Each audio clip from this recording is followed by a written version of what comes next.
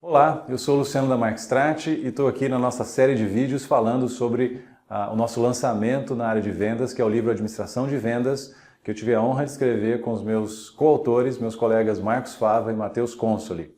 No último vídeo falamos sobre um capítulo novo que foi de gerência comercial e hoje nesse vídeo vamos falar sobre gestão de contas-chave, também que é muito utilizada a expressão Key Account Management, né, que é o gestor da conta-chave em inglês ou CAM.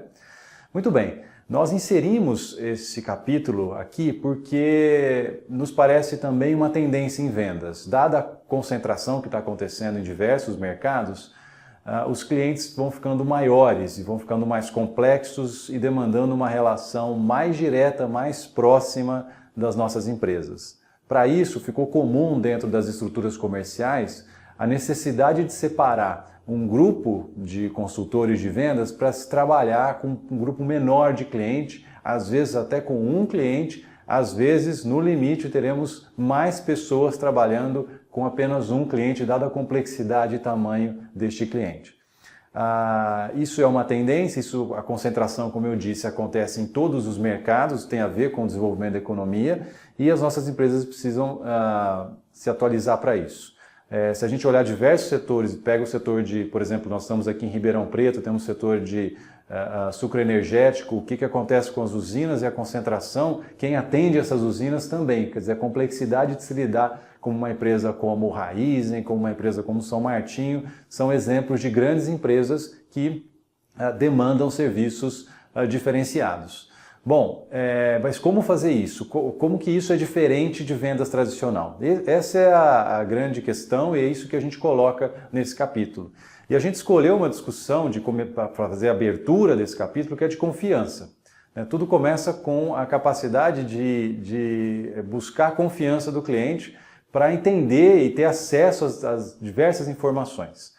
Então, a confiança vem da percepção da empresa compradora e das pessoas que estão trabalhando nessa empresa compradora, esse cliente, de que nós, como fornecedores, somos capazes de resolver os desafios que eles têm do ponto de vista técnico e que eles podem confiar na nossa boa vontade de resolver esses problemas, no sentido que nós vamos colocar o interesse da empresa acima de qualquer outro interesse, quer dizer, não vamos fazer nada para prejudicar o outro lado. Então, duas coisas aqui eu estou dizendo. Uma é a nossa capacidade técnica, não é? Que é a nossa capacidade de resolver os problemas do ponto de vista técnico. O segundo é a nossa benevolência, ou seja, é o sentido de que, olha, nós queremos o bem, nós queremos o sucesso da sua empresa. E esse ponto é fundamental e é o ponto que a gente abre o capítulo, porque daí vem a capacidade de entender o negócio, ter acesso às pessoas, ter acesso aos dados para conseguir fazer a diferença.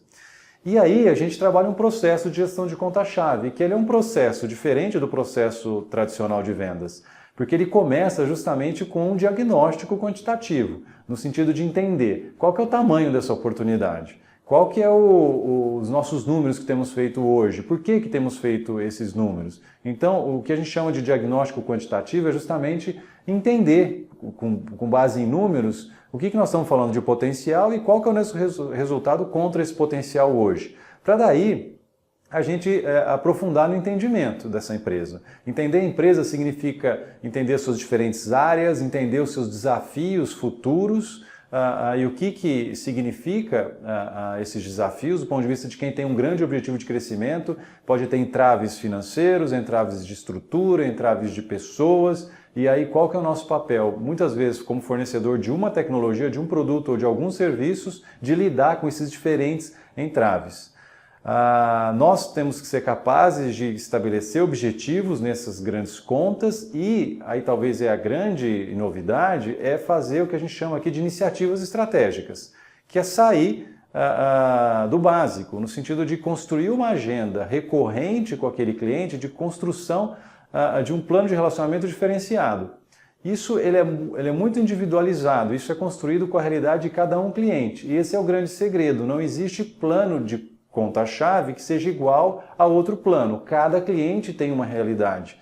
E é quando a equipe se dá conta dessa individualidade é que os planos começam a ficar bons, é quando, na verdade, a gente começa a ter uma rotina de trabalho com o cliente que de fato agregue valor.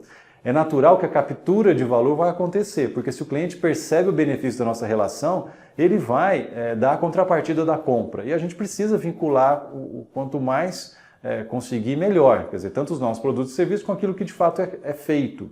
Mas fica claro para a gente que estabelecer iniciativas estratégicas, sejam elas, por exemplo, do ponto de vista de ajudar o cliente a trabalhar, o que a gente chama de iniciativas na área operacional, como arranjos financeiros, de viabilizar negociações que sejam inteligentes do ponto de vista financeiro, lidando com as limitações do cliente, mas com as nossas possibilidades também, por exemplo, com mecanismos de troca ou, por exemplo, com ajustes de prazo, de quantidade, contratos de longo prazo, uso, por exemplo, de terceiros para minimizar o nosso custo de capital, isso é o que a gente chama de arranjos financeiros. E, finalmente, a parte social também, de relacionamento pessoal, que a gente sabe que é por onde, na nossa cultura, inclusive, é onde muitas coisas começam. Então, no sentido de a gente aumentar a frequência de contatos com as pessoas importantes dessa conta, também é chamado aqui por iniciativas estratégicas.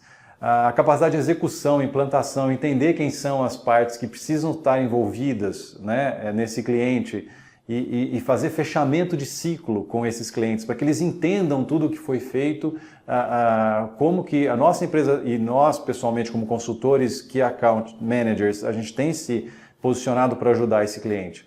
Esse fechamento é fundamental e permite o replanejamento do futuro. Então, se nós temos uma conta, né, um cliente grande do outro lado, com necessidades complexas, nós também precisamos nos organizar, de ter o tempo e o comprometimento que esse cliente merece e ter a flexibilidade e inovação que esse cliente precisa. Então, para isso, precisamos nos reorganizar como empresa fornecedora. Tá bom? Então foi por isso que inserimos esse capítulo novo no livro, ele é muito necessário e entendo que muitos dos que estão nos assistindo agora têm essa realidade na empresa e acho que vão tomar vantagem desse capítulo, porque de fato ele tem várias dicas, várias instruções, se você entende que Key Account é uma realidade na sua empresa.